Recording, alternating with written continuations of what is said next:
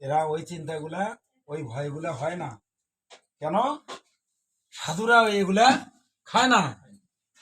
তা সাধু যদি নারায়ণের বাড়িতে আসে, আহা কি নাম গো, তাই না? শঙ্খ চক্র গদা পদ্মধারী, তার নাম নারায়ণ, সেই নামে নামকরণ। সেই বাড়িতে আছে গাইবান্ধা থেকে দামোদর মহারাজ, সেখানে কি আর খাসি কাটা হবে?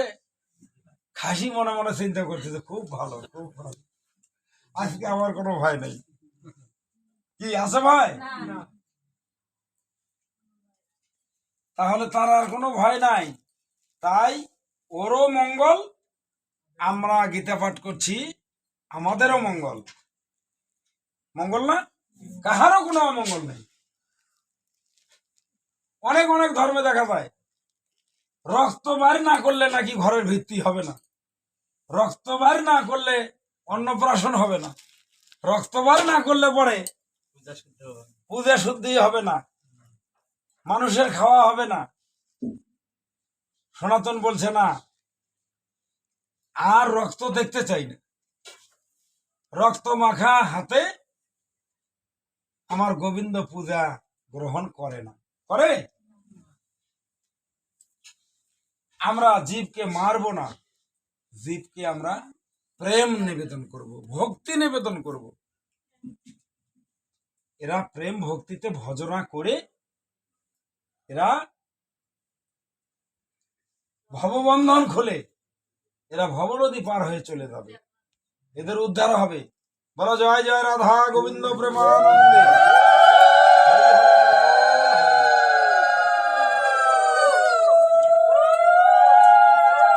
আমাদের ধর্মের নাম কি বললাম? সনাতন জাতি, হিন্দু জাতি। যদি তোমাদের বলে কেহ যে তোমরা পূজা করো, কি বলবা? হ্যাঁ বলবো, আমরা পূজা করি। অনেকেই সাধু হয়, অনেকেই গা ঢাকা দিয়ে থাকার জন্য চেষ্টা করে, না না বলে পূজা করি না, কালী পূজা করি না, দুর্গা পূজা করি না। পূজা করি না মানে কটা দেবতার নাম জানি আমরা? সূর্যদেবের পূজা করি না, সকালবেলা উঠে ভক্তি দেই না, সূর্যের আলো নেই না, বরুণ দেবতার বৃষ্টি নেই না, জল খাই না, পূজা করিস না মানে বদমায়েশ। এই সনাতন ধর্মের নিন্দা করে, নিজ ধর্মের নিন্দা করে, এটা বদমায়েশ। পবনের বাতাস নিচ্ছি না, ফ্যান লাগা দিছে, যেখান থেকে আসুক, কিন্তু বাতাস তো, হ্যাঁ ভগবান এই দেবতাদের দিয়ে এগুলা দিছে আমাদের। মৃত্তিকা মাটি, আমরা মাটির উপর আসি না, কৃপা নেই না, ফসল ফলাই না। তারপরে আমরা যে গীতা পাঠে বসি, মন্ত্র পাঠে বসবো, ওম গঙ্গেচ্চ যমুনাচ্চৈব গোদাবরী সরস্বতী নর্মদে সিন্ধু কাবেরী জলে হস্মিন সন্নিধ্যেন কুরু, এই যে মন্ত্রটা বললাম,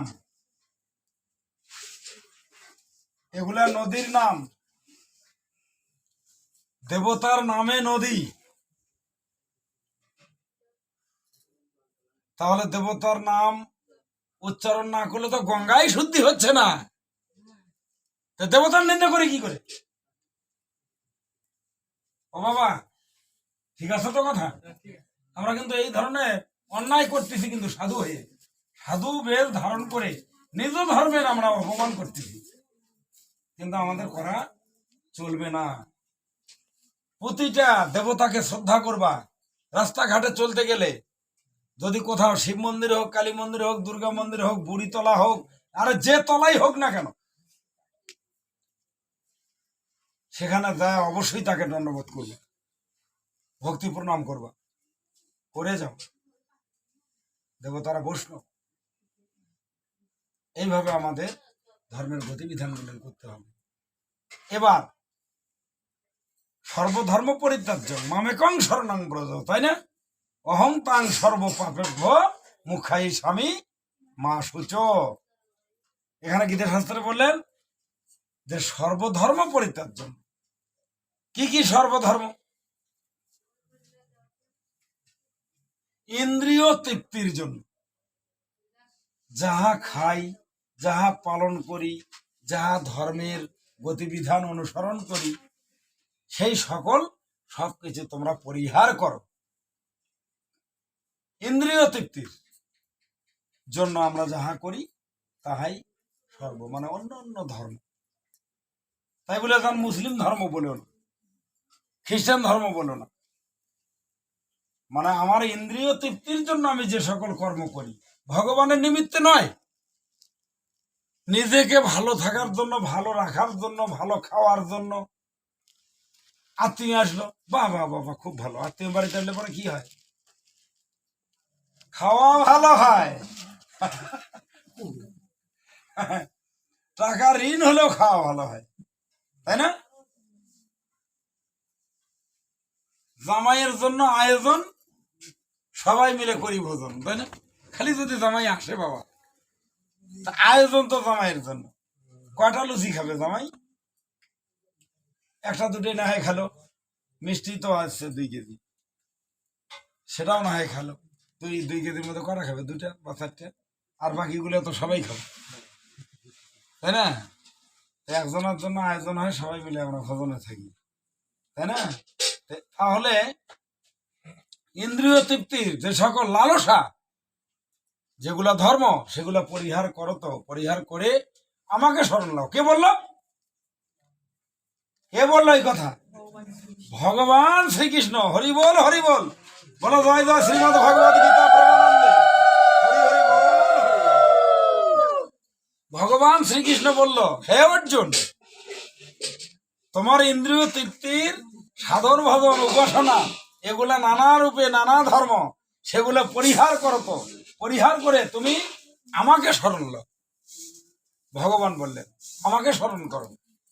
আমাকে স্মরণ করা মাত্রই তোমার সকল পাপ দূরভূত হবে, আমি পাপ মোচন করে দেব। মাতৃজ্ঞানে সন্তান যেমন মায়ের দুগ্ধ খাচ্ছে, আবার পা দিয়ে এই মাকেই আবার লাথি মারছে। তা আজ পর্যন্ত কি দেখেছো? আমরাও মায়ের সন্তান, তোমরাও মায়ের সন্তান। এমন আচরণ কোন, এমন কোন দুষ্ট সন্তান মাকে ফেলা দিছে? ফেলে দিছে? দেয়নি তো। এই জন্য মা শব্দটা ওখানে বসালেন। মা শুচো কিঞ্চিত মাত্র মাতৃজ্ঞানে আমি তোমাদের সকল অপরাধ ক্ষমা করে দেব। বলা জয় জয় শ্রীমদ ভগবত গীতা প্রেমানন্দে।